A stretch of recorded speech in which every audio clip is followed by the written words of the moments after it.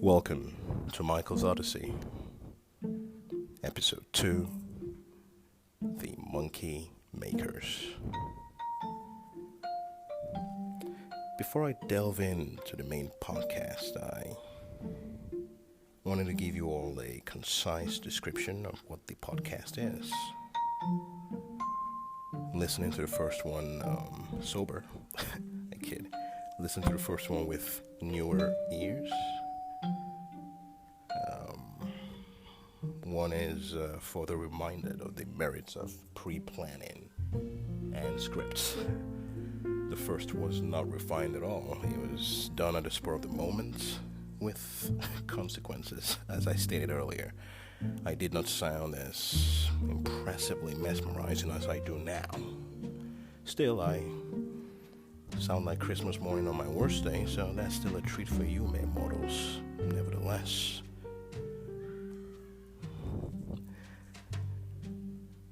This podcast will not be focused on one primary topic.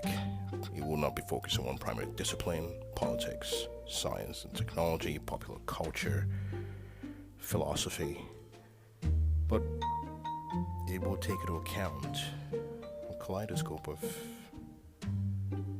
disciplines, because I have a cornucopia of interest, and so do the targeted audience I want listening in.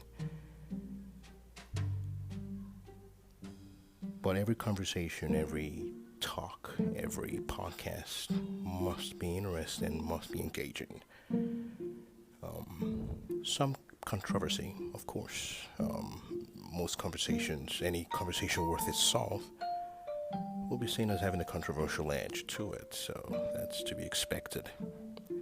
But this podcast is, above all, to tingle our curious senses, engage our intellect, and challenge our notions. Why am I doing it? The underlying reason is to have difficult but necessary conversations. Seeing the fact that we are all a kaleidoscope of complex cultures, complex differences, complex customs, complex feelings, complex subjectivity. Without hard dialogues to engage, no community evolves. They live in a putrid lake of their ignorance and regressiveness. Difficult conversations allow us to learn and to grow outside the confines of our own individual or, communal blind spots. It is impertinent.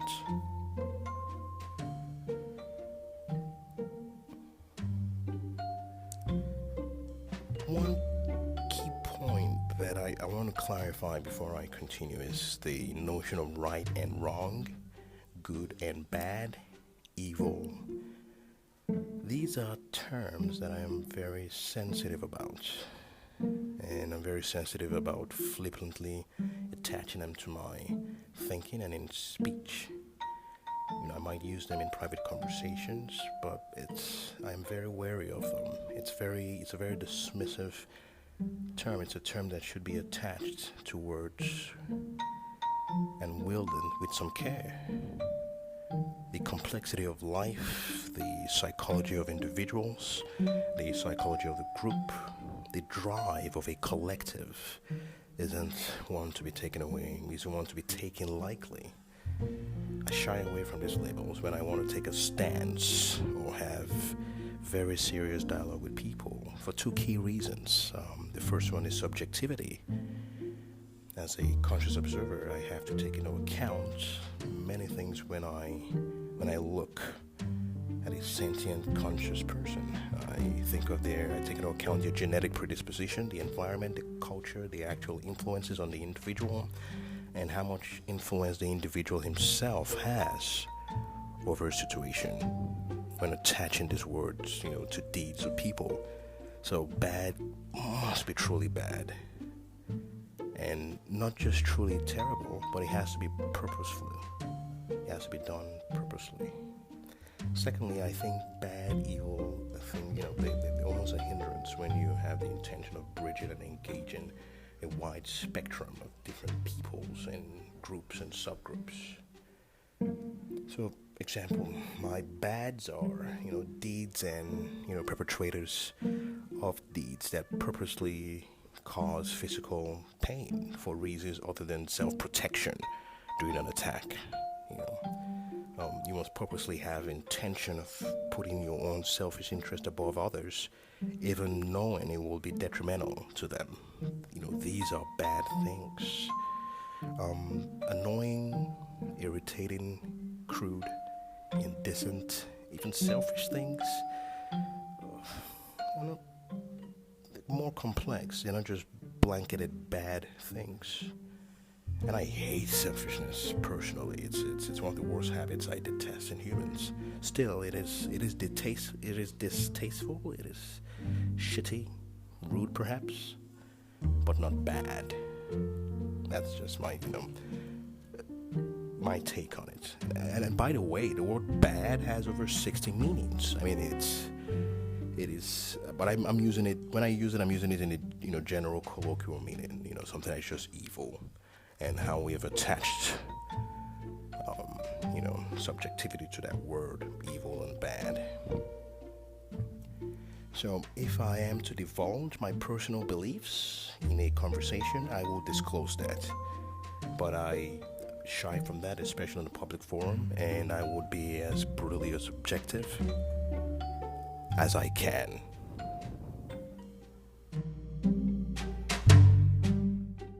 Rather than good and bad, I see things as effective and ineffective, beneficial and detrimental, advantageous and unfavorable. So what have I tagged the monkey makers, and why? Firstly, I do not use the term monkey makers or monkey in a degrading way. I'm indifferent to it from a racial or crude perspective. I use it as a moniker for something operating in a manner that is acutely regressive, or something operating in a manner that is devoid of logic.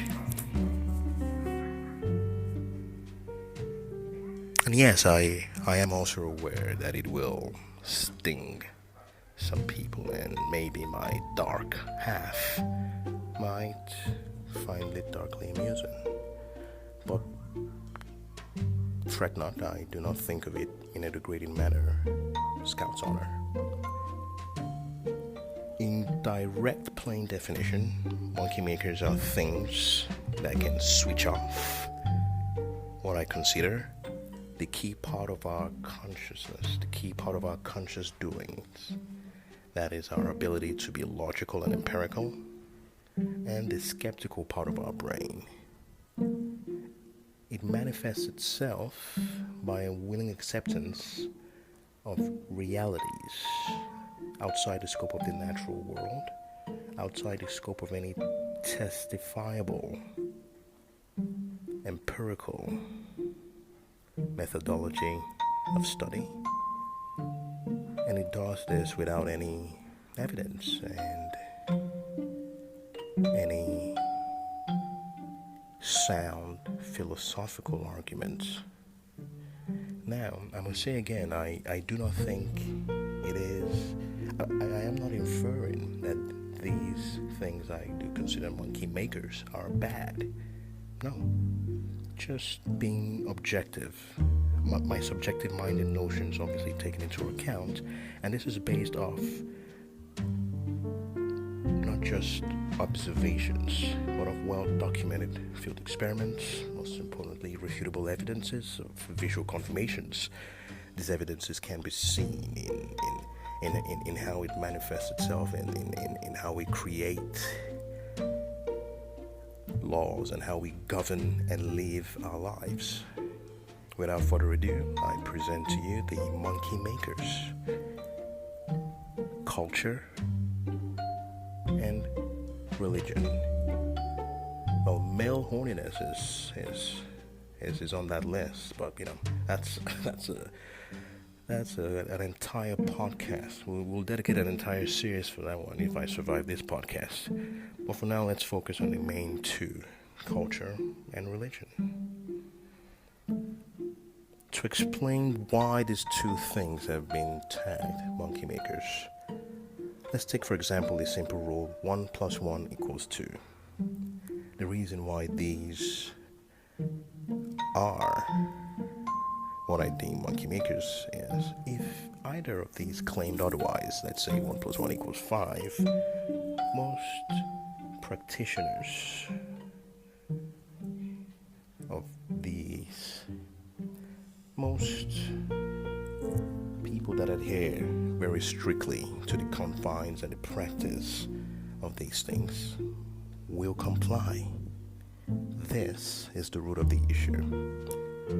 Now imagine us humans. We are a well-functioning, well-oiled computer machine. Our brain is a CPU. Our consciousness, our state of being is our operating system. Works from the brain. Culture, religion. These are programs, stimuli, what we get from the environment every day. This is data. Now, what is culture? Well, culture basically is a guide of how a collective of people view the world. In general, culture is our customs, laws, our attire, our social standards, our religious beliefs, our traditions, our architectural style. All of these are examples of cultural elements. But the most dominant show and effect of culture, and what I want to hone in on are, customs, laws, social standards, religious beliefs, and traditions. These are what guides a group of people. These I've chosen are the most important because it dictates two vital things: how we see the world, how we interact with the world. That is how we treat each other, how we design laws governing each other, and how we treat our environment.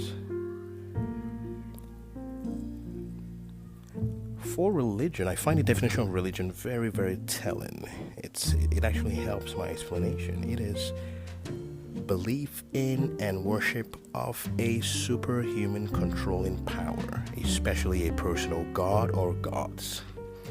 Now, this is perfectly acceptable and sensible to me. Worship of superhuman controlling, of a superhuman controlling power, especially a personal god or gods. Yes, something that has superhuman controlling power. Now, for a claim like this to be made, that system, that program should have everything in order, should have all its ducks in order. It must be irrefutably proven and tested, because that is such a massive claim. Things of this magnitude and things of this impact cannot be folly. Culture and religion commands such a massive functioning of our minds, of our brains, of our hands, of our deeds. With that being said, these programs should be effectively scrutinized.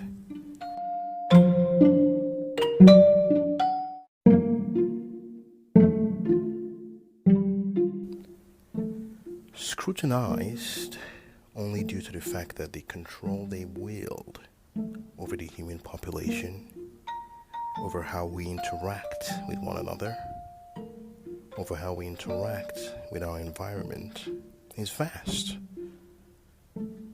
And because we affect each other, if we live in a population where a percentage or the demographic or a key demographic makes decisions strictly based out of the confines of their subjective beliefs, this is cause for alarm, This is something that must be scrutinized effectively. How we act matters. So, neither culture or religion are actually instinctive. We are not genetically programmed or predisposed to learning either. They must be taught and imbibed in us, preferably from a young age when our psyches are still being developed. Now, this holds the solution, which we'll touch on later on, and a key point of contention, because infants come into this world with basic drives, hunger, thirst, the drive to protect oneself from attack, but they do not possess instinctive patterns of behaviors to satisfy them. They are without any cultural or religious knowledge. However, they are genetically predisposed to, rapidly learning new languages and new traits. So the program of culture and the program of religion takes advantage of this, takes advantage of the fact that we are genetically predisposed to rapidly learning new traits. We invented culture through an assortment of factors, but primarily through the preferences and the values of the founder of that culture, or the group of founders of that culture. Whatever their goals are, whatever their objectives and their missions are, this determines whatever the culture will be. And then culture is then maintained, just like religion, through a reward system, personal, emotional reward system. So what is empirical? What is to be believed? And how is it to be believed? Now, this is particularly important, this question, because it is important we understand how the natural world works. We need to have a North Star when it comes to how we view the natural world, how we view life, how we view morality, how we view ethics. This helps the kaleidoscope of the human community develop fair and worthy cultures that guides us all, devoid of extreme subjectivity to favor one group or another. The issue with religion and culture in empiricism is they intervene in disciplines about the natural world, whilst providing zero expertise, zero evidences, or most don't even make sound philosophical sense out of the decisions it takes. Every path or doctrine is already designed to serve one purpose: the institution, whatever the cultural or religious institution, and the preferences of the elites or the groups that leads them. Now, the primary effects we derive from blind adherence to culture and religion are obscurantism, rigid irrationality and illogical beliefs, which is harmless on its own, save for interactions with humans and the natural world. So I'm gonna say it's pretty harmful, or it's pretty powerful. It packs a kick. And And the third one is self-justification. Primary issues are obscurantism, rigid irrationality and illogical beliefs, and self-justification. This scares me, and this is cause for alarm, especially when it comes to wielding these two monkey makers. These three key points of contentions that they cause: obscurantism, rigid irrationality and illogical beliefs, and self-justification, builds the individual. These are the crux, these are the foundation, this is the crucible from which the individual or the self or the group develops. Now, these programs are able to achieve this by just affecting the operating units in the mainframe. They affect our psychology, number one. This is how they're able to make us obscurantists. This is how they affect our rationality, our irrationality, our logical or illogical viewpoints and interpretation of the world, and how we self-justify what we want to believe and how we want to believe it. Psychology. Culture and religion influences and have an overriding psychological effect on our processing individual thoughts, actions,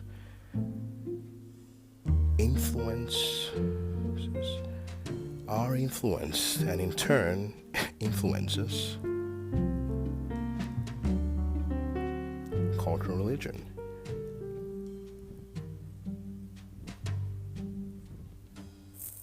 Morality. Ethics are a set of moral principles that guides an individual or a group. Now, whatever affects this must be scrutinized, because this determines what principles you govern your life on.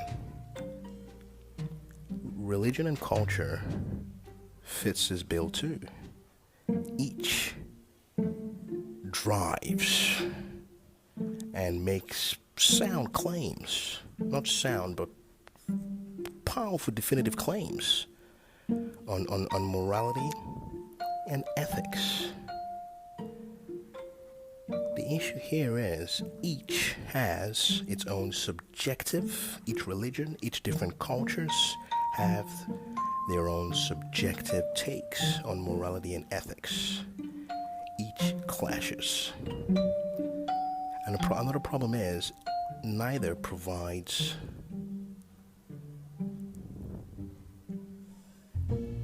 sound philosophical arguments for each. Ethics reflect beliefs. They reflect what we consider what is right and what is wrong, what is just, what is unjust, what is good, and what is bad in terms of behavior.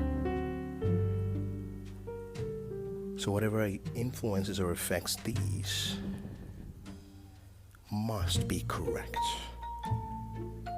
must be scrutinized, must be analyzed, must be challenged, must be refined, must have room for change.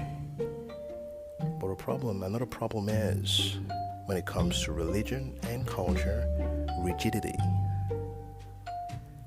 is a key feature of these things.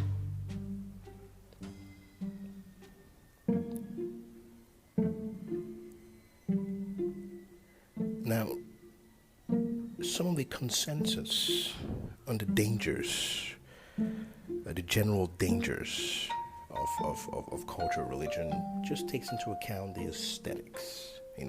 Let's say, for culture, for example, it's stereotypes, oversimplifying other people. It oversimplifies a group or an individual. Then we have ethnocentrism. belief that one group is racially superior to another group. In religion, it also is the same. One denomination has the right message and is superior to another denomination with another message. The extreme essence of subjectivity, the effect it has on the skeptical part of our brain, the justification angle, the justification feature of it, these are the key issues, and not just the aesthetics such as stereotypes and ethnocentrism. The underlying aspect of it is the key focus. The underlying workings of these features control a part of us that is too valuable to be toyed with: our actual cognition, how we learn, how we process, and how we understand. This gives it teeth. This is why these two programs must be handled with care, and this is why these two programs must be correct. If not correct, must be modified to make it correct.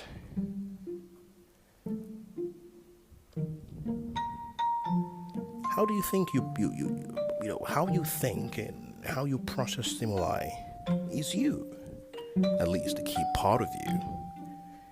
If your processing is altered, how and the process for the alteration matters. Are you correct? Are you factual? Are you empirical? How does it affect us?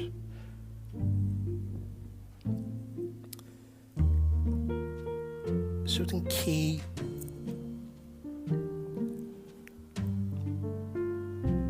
effects of this, or one key effect, is the understanding of the natural world. I have stated that several times. The understanding of the natural world is key. It determines how we control our environment. It determines how we interact with our environment. It determines how we study and gain knowledge on our biology, our physiology, our emotions, even what we would consider our spirituality. Culture, religion makes claims when it comes to things in the natural world without providing evidence for it, which is another key point of contention with it. It makes claims in evolution, it makes claims in neurobiology, and it makes claims in cosmology. It tells us about our understanding of our place in the cosmos. The monkey makers have answers to questions that have not been asked, and have answers to questions we're still working on.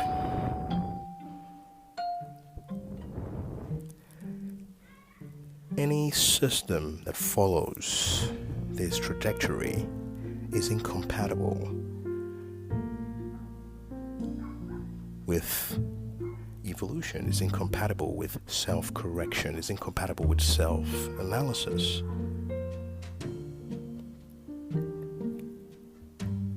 Rationality, logic, religion, culture, empiricism are incompatible because they all compete to find truths about the universe. Science and technology, astrophysics for example, utilizes tools and equations and measurements. Religion and culture utilizes our emotions.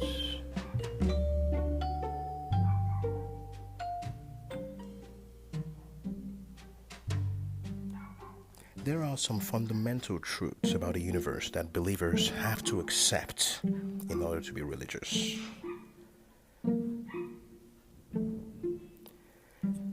That is another aspect about the monkey makers that I find intriguing.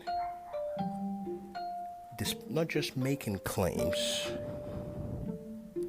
but you have to accept some things to be a member of both when it comes to culture, You have to accept some things within the culture, irrespective of how wrong it is, for you to be seen as a true advocate of that culture. Same with a religion.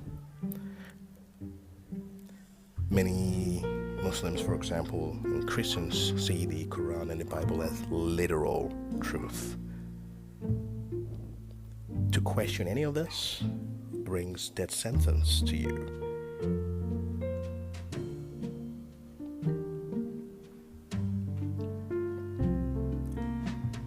Now, this is another point of contention, not just because these programs make claims, but to challenge these programs, to challenge teachers in these programs, is forbidden. To make changes, to alter, to perfect is not allowed.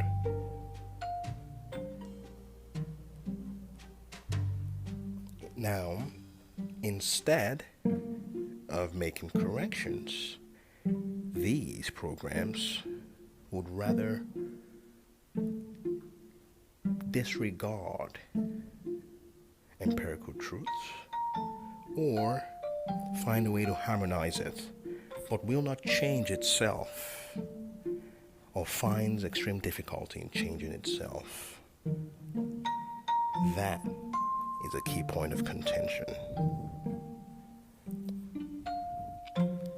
Religion, culture competes with other proven empirical methodologies of finding truths or finding esoteric truths about the natural world, about the human mind, and about the cosmos. Religion doesn't have a methodology, neither does culture do, to weed out what is false, to weed out what is a fallacy. Because these things, in one way or another, have something called authority. Their methods are true, and that's that. But the reality is, there is no way of proving any of their tenets false, because they have authority. Now, these are what makes these two monkey makers.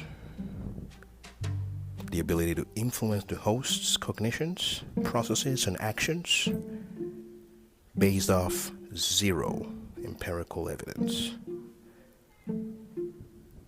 When utilized intelligently and without blind composure, culture has intrinsic value. Culture provides important social and economic benefits, enhances our way of life, the quality of our life. It increases the overall well-being of the individual due to the communal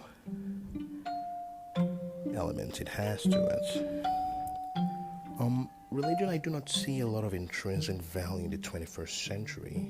Most of what it provides can be provided just in other communal engagements. But still, I will fight for whomever chooses to have a religious path, and I will fight for his religious freedom, for him to do so unperturbed. Now, neither religion or culture are inherently bad or violent or peaceful or good. These are to be wielded by its users as the user sees fit. This is another point of contention. If the user is not mentally sound, if the user is motivated by extreme personal subjective goals, if the user is driven by weakness, if it's driven by anger, driven by selfish reasons, the user wields it accordingly. Now, irrespective of whatever program gets installed in your operating system, if it lacks the feature of self-analyzing, self-correction, self-critique, and evolution, that program is most likely a virus. So, what do you think?